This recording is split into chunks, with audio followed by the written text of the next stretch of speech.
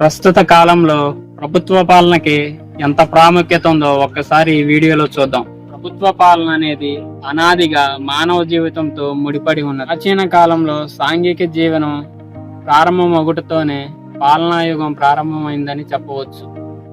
ఆధునిక ప్రభుత్వాల కార్యకలాపాలలో వచ్చిన విప్లవాత్మకమైన మార్పు నేడు ప్రభుత్వ పాలన ఒక ప్రత్యేక స్థానాన్ని పొందింది.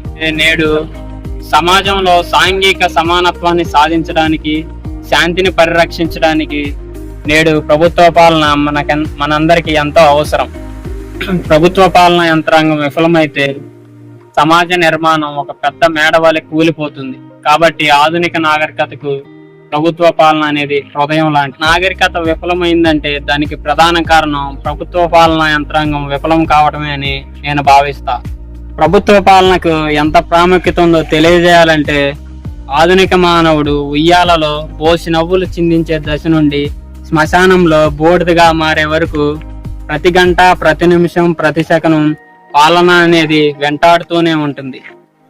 ఎలాగంటే విద్య, వైద్యం, నడిచే రోడ్డు, ప్రయాణించే బస్సు లాంటి వాటిపై మనం ప్రత్యక్షంగా కానీ పరోక్షంగా కానీ ఏదో ఒక రూపంలో ఆధారపడుతూనే ఉంటాం.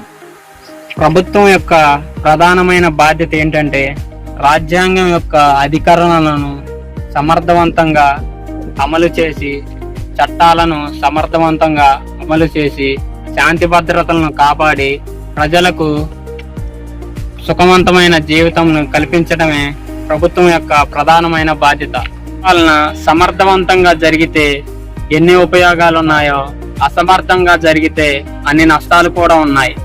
ఎలాంటి ప్రభుత్వాలను ఎన్నుకుంటే ఉపయోగంగా ఉంటుందో ఆలోచించి ఎన్నుకుంటారని ఈ వీడియో యొక్క ముఖ్య ఉద్దేశం.